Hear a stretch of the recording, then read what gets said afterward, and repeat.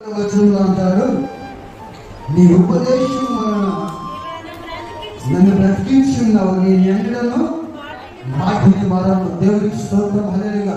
క్రైస్తవుడైనటువంటి వారు దేవుని యొక్క ధర్మశాస్త్రాన్ని మరిచిపోతే వారు బ్రతికినా మనం ఇంతకు అనుకున్నాం, అవి మారపడకూడదు, అవి మరిచిపోకూడదు.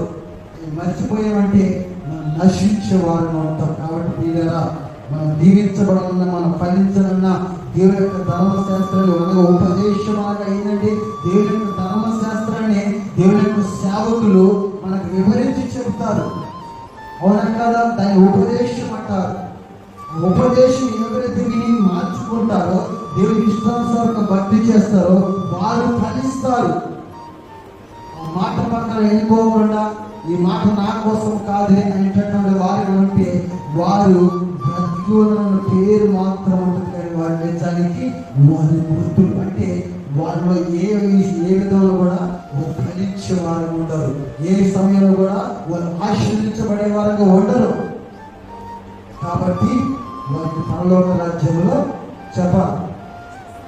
స్థలం అనేది, స్థానం అనేది ఉండదు. కాబట్టి వారిని అన్నాడు దేవుడు, ఆ చెట్టును ఉద్దేశించి ఎందుకంటే ఈ ఫలించిన ప్రతి చెట్టును కూడా నరికి అగ్నిలో వేయండి, కాల్చబడాలంటాడు. దేవునికి వాక్యం శ్రమిస్తున్నాడు. ప్రియులారా, మనం ఎప్పుడు కూడా ఫలించే వారంగా ఉండాలని దేవునికి వాక్యం శ్రమిస్తున్నాడు. అలాగే 94వ వచనం కూడా అంటాడు, నీ ఉపదేశమును నేను వెతుకుతున్నాను, దానిని వెతికిన వాడును చదువు నన్ను రక్షించు. చాలా దేవునికి స్తోత్రం. హల్లెలూయా. ఎవరైతే దేవుని యొక్క ఉపదేశమును వెతుకుతారో వారు ఏంటంట, దేవుని వాడగా ఉంటారట. దేవుని వాడగా ఎవరైతే ఉంటారో దేవుడు వారిని రక్షిస్తాడు. దేవునికి స్తోత్రం. హల్లెలూయా.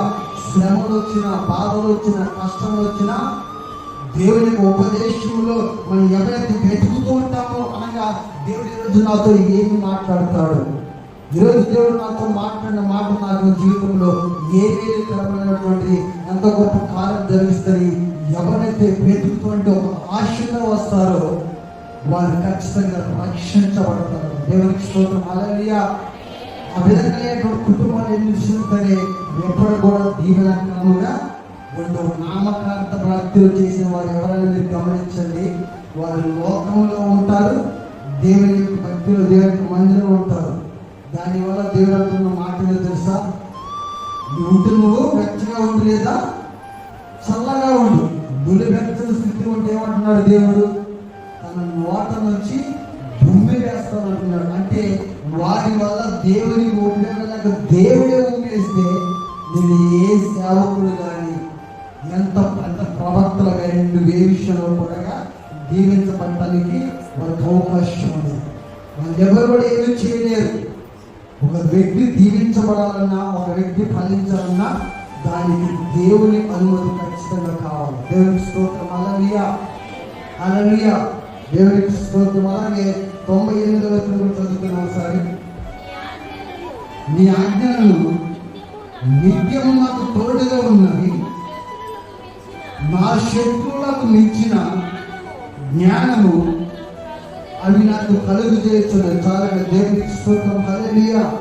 శత్రువులు మించిన జ్ఞానం మనకు కావాలంటే ప్రియులారా, మనందరూ తెలిసిన సందర్భమే విజయ భక్తుడి మీదకి మత్సకాయ వచ్చి వెంకట వహిస్తూ నేను చంపుతాను, నువ్వు అంతమైపోతాను, నీ దేవుడు గొప్ప దేవుడు అనుకుంటున్నావా అని భయపెట్టినప్పుడు విజయ ఆయన దగ్గర ఏ ఆయుధం లేదు. అయితే ఆయన ఏం చేశాడు తెలుసా, శత్రువుకు మించినటువంటి జ్ఞానం ఉపయోగించాడు. ఏంటి తెలుసా, దేవుని పాదాలు.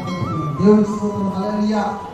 దేవుని పాదాలు ఎప్పుడైతే పట్టుకొని ప్రార్థన చేశాడో అద్భుత రీతిలో తెల్లవారగానే కనీసం దాదాపుగా 1,80,000 మందిని ముద్దినాడు. దేవునికి స్తోత్రం. హల్లెలూయా. ఎందుకంటే దేవుడి యొక్క కారణం ఎలాంటి అంటే వీళ్ళారా, శత్రువుకు మించిన జ్ఞానాన్ని దేవుడు మనకి ఇస్తాడు.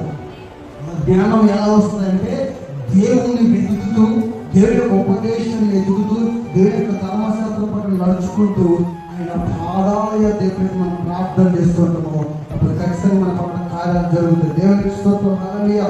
అలాగే 100వ వచనం కూడా చదువుకుందాం. నీ ఉపదేశములను నేను లక్ష్యము చేయుచున్నాను. కావున వృద్ధుల కంటే నాకు విశేష జ్ఞానం కలదు. చాలా దేవుని స్తోత్రం హల్లెలూయా. ఈ రోజులో చాలా మంది వృద్ధులు ఉంటున్నారు. వాళ్ళ యొక్క జీవితంలో జరిగిన సంఘటనలు కానీ ఆ యొక్క విధానాన్ని చూసినటువంటి వీళ్ళారా వాళ్ళ దగ్గర చాలా జ్ఞానం ఉంటుంది. కానీ ఎవరైతే దేవుని వెతుకుతారో వాళ్ళకి మించిన జ్ఞానం వాళ్ళకి ఇస్తారు. అది ఎలాగంటే వీళ్ళ వారు జరిగిన వాటిని మాత్రమే వృద్ధులు చెప్పగలరు, అనుభవించిన వాటిని మాత్రమే చెప్పగలరు. కానీ నువ్వు దేవుని వెతుకుతుండగా దేవుడు జరగబోతున్న వాటిని కూడా నీ ద్వారా తెలియపరుస్తాడు. దేవుడి స్తోత్రం హల్లెలూయా. అది వృద్ధులకు మించిన జ్ఞానం. అది ఎలా వస్తుందంటే దేవుని యొక్క ఉపదేశం అనగా ధర్మశాస్త్రం ఎవరైతే వెతుకుతుంటారో వారి పట్ల దేవుడు ఫలించడం కోసం, వారు దీవించబడటం కోసం దేవుడు చేసే గొప్ప కార్యాలుగా ఉంటాయి. కాబట్టి మనం కూడా దేవుని సన్నిధిలో అందరం ఫలించేవారు. ఈ కీర్తన దేవుడు దీవించి ఆశీర్వదించును గాక. ఆమేన్.